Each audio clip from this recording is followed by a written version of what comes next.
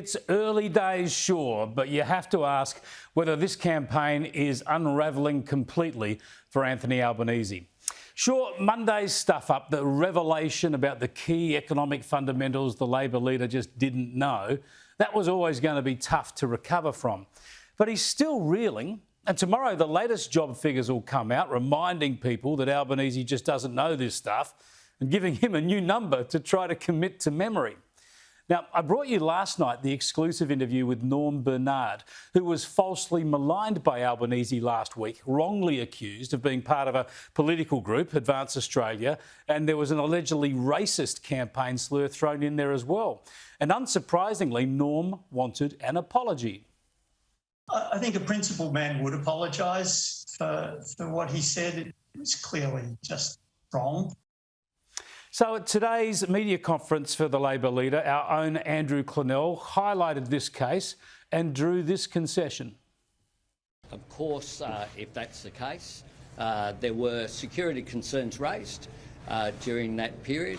That truck has appeared outside Mark McGowan's office, and that was a concern that was raised. If there was any error made, I of course would apologise. OK, so it's about security concerns now, hey? That certainly doesn't explain the racism slur, and there was no agreement to finally take Norm's question, of course. But this gets worse for Albanese. Last night there was another election interloper, an incident people have tried to liken to the Norm Bernard incident, but this was completely different.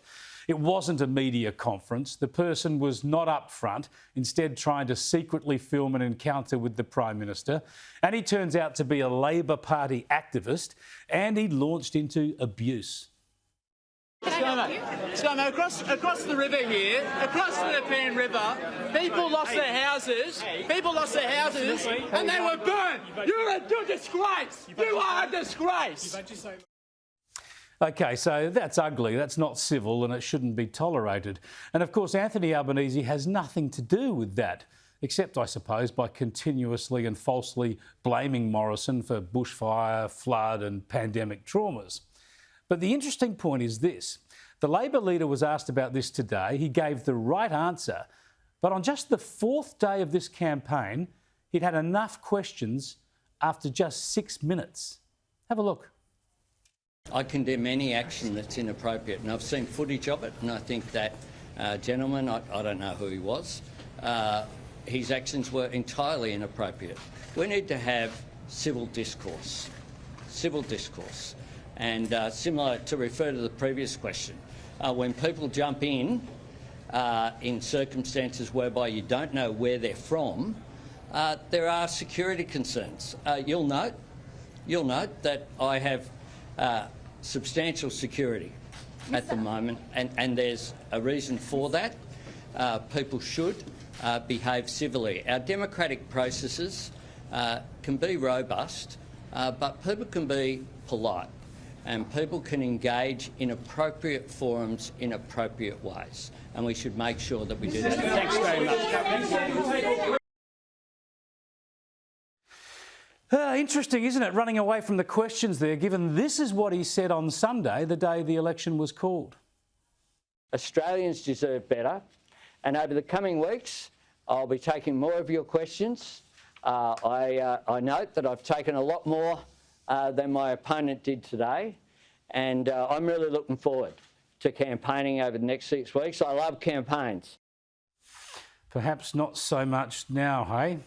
Still, I'd still like to talk to the opposition leader, of course. I'd like to give Norm the chance to ask his question.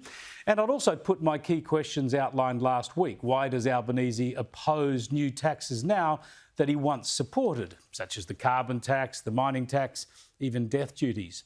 And also, can he tell us what discernible change to Australia's climate or Australia's weather would be made by his climate policies? I mean, they wouldn't have any impact at all, will they? Now, the other stuff that's unravelling for Albanese today is his own reinventions about his past.